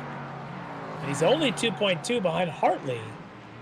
Hartley's got about 4 corners to go to bring this thing home. He's light on fuel. It'll get interesting. And there's Hartley having to slow up. I would say that's Sterling that he had to slow up to get around. Sterling break. Look at that. 1.1 seconds between the top 2. Strikers can feel it. Hartley is a little bit slow through some of this. Yeah, Hartley probably doing a lot of fuel savings, Larry. Not a lot of pace coming out of turn 9, but with only 2 corners remaining. Hartley's got to be on fumes. Yeah, he doesn't have much left as he comes through the final corner. Oh, it's going to be close. He's got to lift for Horan. Strikers isn't out of this yet. And here they come to the line and taking the win. It is Robert Hartley. Kyle Strikers only 23 hundredths of a second back is going to finish in second. Mike Dam will finish in third. If we move over to GT4 now, your pro leader with only a couple corners left to go as he comes down into more than a couple corners. He's going to come down into the boot now, but Ken Copeland with a 7-second advantage over Chris Thorman. Kevin Ford running in third at the moment. And in AM, well, it looks like John Sterling, we know he's going to come home in third with Lucas Dragotta fourth. That's going to leave just Leo and then probably not Kevin Brown, Alex Brown running first and second, yet to take the checker. There's the 118 machine as he comes up through turn 7. He's heading down the sole of the boot here. Just a couple corners remain. Unbelievable finish. Yeah, for Leo Dragotta, now it's just a matter of bringing it home and trying to earn that championship here. But this guy Copeland, from the moment we went green, he had a stranglehold on this GT4 field. And he's going to bring home a victory for the eSport racer driver, Ken Copeland. Well, here you go. Win number 3 on the season for Ken Copeland for Team eSport Racer, taking the win in GT4 Pro with Chris Thorman from D2D Sim Racing. He'll finish second. Kevin Ford comes out of the final corner, and he is going to finish in third, taking that last podium. And there he is. There is Leo Dragotta taking the win here at Watkins Glen, wrapping up the GT4 AM Championship tonight as well. Alex Brown comes home in second, and John Sterling rounding out your podium in GT4 AM. All right, so Larry, let's take a quick break, and when we come back, we'll talk to some of our podium finishers here from Watkins Glen, where you've just seen the Season 5 finale of the Extreme Motorsports Ricmotech Sports Car Series, presented by Performa Elite here on Apex Racing TV. We'll be right back.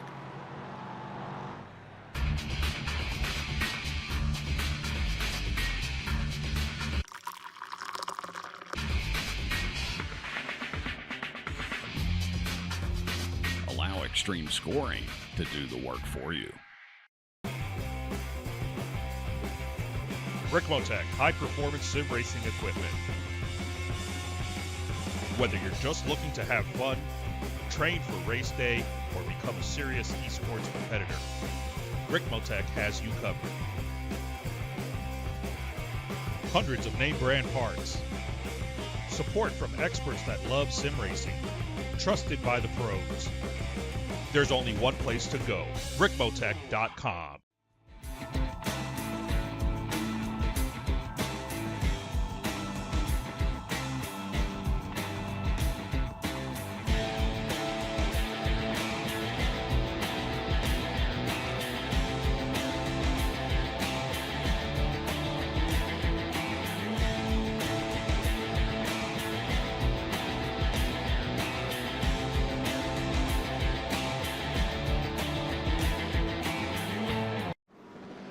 The search is over. The most comprehensive league scoring solution is here, with the ability for multi-level championships, custom incident tracking, post-race time penalties, support for heats, drop weeks display, multi-car team scoring, advanced web widgets, rookie championships, a custom paint system, and load those results in seconds. Visit extremescoring.info today.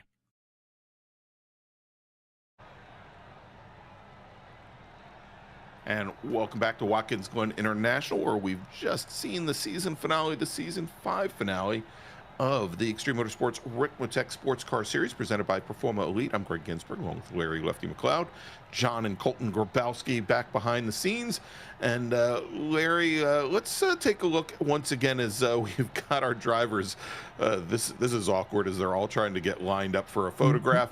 Let's take a look at the final standings here for tonight's race, with Robert Hartley from Orion Racing taking the win both overall and in LMP3, with Kyle Strikers, there you go, 22 hundredths of a second back in second. Mike Dam from Orion finishing in third. And then in GT4, Ken Copeland taking the win in pro for Team Esport Racer in his Mercedes, with Chris Thorman from DT2 finishing second.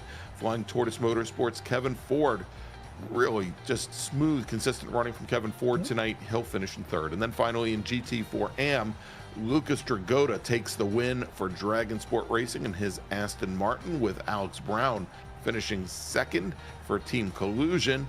And then John Sterling, also Team Collusion driver, rounding out your podium in class. And Larry, as our drivers are still trying to figure out this whole photo, do we want to tell the LMP3 guys that they're at a bit of an angle there, that they're not, perfectly lined up? Oh, they'll be all right. Yeah. Oh, well, and then is that Bobby Childs who was in the wrong lane? Oh gosh, man. Oh man. All right, so we're waiting for some of our podium finishers here to pop into the green room here. We're hoping to talk to, of course, Ken Copeland and Leo Dragota, and certainly in LMP3, we want to talk to Mike Dam, who we believe is going to be taking home the championship here tonight, although we're still waiting for those championship standings. Waiting on the official points, but if we want, we could probably talk to our overall race winner. I think I see him in the lobby. There he is. All right, let's bring him in. Robert Hartley, driver of the number 3 LMP3 Ligier, your winner tonight, and here at Watkins Glen. That looks like a Kyle Strikers. Oh, I brought the wrong man in. Sorry, Kyle. Be right back. Yeah, they're all the same to me. All right, we got Rob Hartley, your race winner. Your winner tonight for Orion Racing. Rob, you've had a little struggle a lot of the season. You started out strong with a win. It's been a lot of struggles up and down the season, but you finished really strong here tonight. How you feeling about your performance tonight? Yeah, feeling good. I ain't had a lot to brag about this season. Glad to finally finish strong and get a win here. Yeah, it's been a rough middle part of the year for you, but it's great to get back on top here at the end. But I gotta ask, that last lap, the gang was catching you. You were slowing up a little bit. Were you worried about fuel load? What was going on there? Yeah, just try not to make any mistakes. Get around the last couple corners and the last couple cars clean, and yeah, they were right on me. I mean, if there was any error, they would have probably got to me. But I was just trying to keep it clean and keep the gap there. Yeah, this place seemed to be a lot of chaos sometimes at point trying to get through some of this really tightly packed GT4 field. We would see lap times drop by sometimes 4 seconds or 5 seconds for an LMP3 trying to get on through. Did you find that there was a lot of that challenge tonight to try to keep your pace while fishing your way through those other battles? Yes, very difficult with traffic. You would think it wouldn't be that bad here, as wide and open as the track is, but yeah, you catch traffic at the wrong spot and lose 5 seconds a lap here. So traffic plays a big part. Absolutely crazy night. But for you, you put the car on pole. You essentially led every lap right up there and took home that victory by just a couple tenths there as Kyle was closing in on you. But a victory is a victory nonetheless. And for you, kind of bookend the season for you. Awesome job, but I'm sure you got some folks that helped you get here for this victory here tonight. Yeah, for sure. Big shout out to Travis Schwenke for a lot of the setup help. Mike Dam also. Without them, I would be nowhere near the pace I am. Them guys helped me a lot in these type of cars, so hopefully I can return the favor in the Miata coming up. We are definitely looking forward to that in a couple of weeks. But here tonight, you get to kind of savor a victory for the Orion race team. Robert Hartley, your winner here at Watkins Glen in the season finale. Thanks, guys. Big shout out to the guys putting this on for us. Thank you. All right, thanks so much to Rob Hartley, your winner tonight. Hopefully we'll get to talk to his teammate Mike Dam, who now, Larry, I think we've got the official point standings here.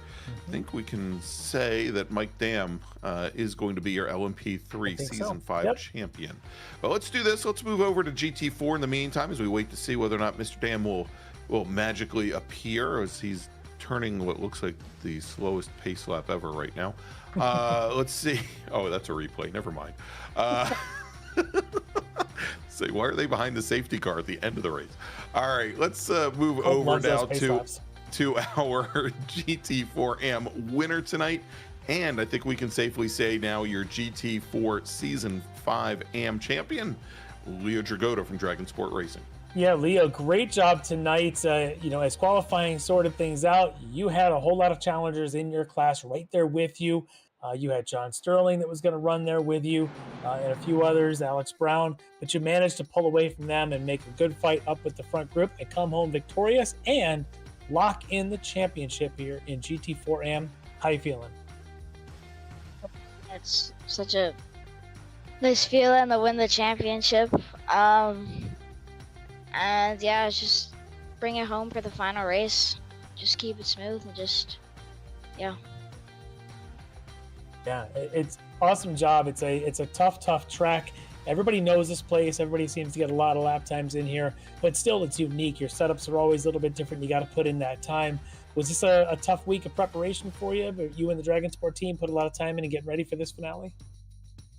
Well, actually, I didn't put a lot of practice into this one. I just started practicing this weekend and found some pace early on, which helped me. But the previous week went by so quickly and I didn't have a lot of time to do anything, and we had a little endurance race over the weekend, so yeah, well, in the end it's victory for the Dragon Sport team. Leo, what an awesome job you've done this season. A ton of wins here and capping it off with victory here at Watkins Glen, but I'm sure you got some folks you want to thank here for the championship you locked in tonight. Yeah, Lucas, my teammate, you guys with this awesome stream, everybody at the league. I want to especially thank Ken Copeland. We did tons of laps together, and that really helped me over the season. Jeff Jacobs helped me with strategy a lot, and I appreciate that a lot. My parents for supporting me, and yeah, once again, everybody at the league. Awesome stuff. One of the best leagues ever. I fully agree with that. Yep. I agree with that, and I think to win a class in a series like this is never an easy feat. and somehow you kind of made it look easy this season. You did really well, and well-deserved championship for Rennsport Racing. Leo Dragotta, your winner and champion here tonight. All right, so let's move over to Leo's drafting partner here, taking the win tonight in GT4 Pro, and also taking the Season 5 championship with, how many wins did he have, Larry? I was just going to go look that up as well. 3 wins. 3 wins here this season in his Team Esport Racer Mercedes. Let's talk to Ken Copeland. All right, Ken Copeland joining us here. And Ken, you just sort of took this race by the scruff of the neck and went on from green flag to the checkered flag for that victory. Awesome job tonight. How you feeling? I'm feeling pretty good. Things definitely went according to plan, so it was a very good night. Yeah, and I'm looking at the overall for the season. You are going to end up as our champion in GT4 Pro, so congratulations on that. And I'll tell you what, speed is one thing. It's your 3 wins that you've had. You were never off the podium in any race you came to in this season. Consistency, nothing but podiums for you, and that's how you win championships. How's that make you feel? Yeah, it feels really, really good. I do have to say there was some very stiff competition that came in this season. It's a shame that Justin missed a couple races. The dude is so fast, so he really kind of put the pressure on all year. Mariano as well. I do want to congratulate both of them. Justin hit 8K today. He's been like grinding for that. Mariano also has a kid coming this week, so I want to congratulate his family as well. Same thing with Robert Schwinkler. Like, unfortunately, he wasn't able to complete the season, but a lot of stiff competition out there, so it was a really good victory, and it feels really good.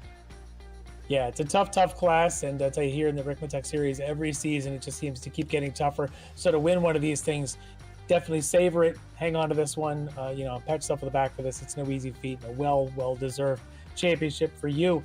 And I just can't say enough. It's been awesome being able to call these races and watch you kind of run the table here. Really great stuff, but I'm sure you don't do it alone. I'm sure you got some folks to help you get this speed. Oh yeah, absolutely. I do want to thank you guys at Apex Racing TV. Y'all do a wonderful job, Larry, Greg, Jonathan, all of you. So thank you so much for covering us week to week and all the different series that XMS does. I want to thank all the folks at XMS, obviously. You've got Kevin, Jeff, Ryan doing race control. All of them do such a wonderful job, including Bobby, who puts in so much work on the website, which is new, by the way, and also all the libraries that he works on. Yes, I do pronounce it that way. I also want to thank ESR guys.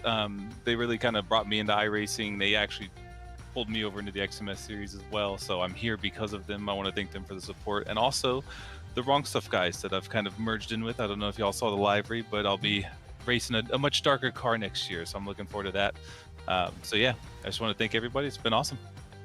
Yeah, it's awesome to see that. Glad to hear that you're coming on back, and I can't wait to see you next season. But for this one, you can go ahead and pop a little bubbly, little champagne here and celebrate championship night, well earned with your victory here at Watkins Glen to wrap up the season. Congrats, Ken.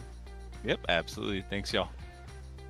All right, there you go. Ken Copeland, your Season 5 GT4 champion, GT4 Pro champion. And should mention, Larry, that Brendan Horn did make his way up to second. He leapfrogged Justin Ream here in the final race. As Ream, as I think Ken Copeland mentioned, Ream has not made the last couple of races. So congratulations to Brendan and Ream finishing third. Let's take a look here in and a great job for Ream to do that, carrying a couple of DNSs in the points. He, as Ken just pointed out, Justin's a very fast competitor, and if Ream is able to make it back next season, he'll be right there near the front again. Well, indeed. Well, Ream had 4 wins. He had the most wins this season, and just those DNSs really hurt him. All right, in the GT4 AM fight, as we mentioned, Leo Dragotta, your champion, with John Sterling finishing second. Ian Patience works his way up to third with Alex Brown finishing in fourth. And then finally in LMP3, and we still keep looking to see if Mike Dam shows up. Mike, where are you? Mike Dam is the champion, at least. We know that. Indeed, 12 points over his teammate Travis Schwenke. Kyle Strikers, he runs the doesn't run the table, but just by being consistent and making it to the checkered flag tonight, he moves ahead of Eric Violet in the championship. He'll finish third, with Violet finishing in fourth.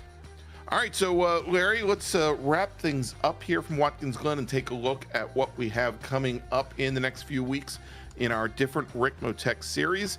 Well, we just had our championship here for the Sports Car Series, but join us next week at Sebring International Raceway, 75-minute run to the checkered flag for the Ricmotech World Challenge finale, our GTP and GT3 cars, and that'll be the next thing up. And then come and join us in January. So not only do we know the date, it's January 8th, we now know the venue. It is the Autodromo Internazionale del Mugello, the Mugello circuit. Not even in iRacing yet, won't be there until like 8 o'clock tomorrow morning. But that is going to be the opening round of the Touring Car Cup. And that is season number 4 of the Touring Car Cup for the Mazda MX-5 Cup cars and GR86 Cup cars. If you want to join us, if you want to join the series and race with us, registration opens next Wednesday, December 13th. You can go to xmsracing.com/TCC. And then finally, the Sports Car Series returns. Season number 6 will be back at the end of April, April 29th.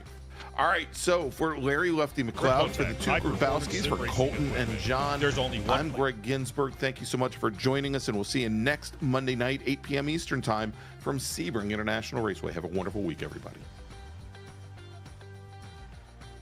Ricmotech, high-performance sim racing equipment. There's only one place to go, ricmotech.com.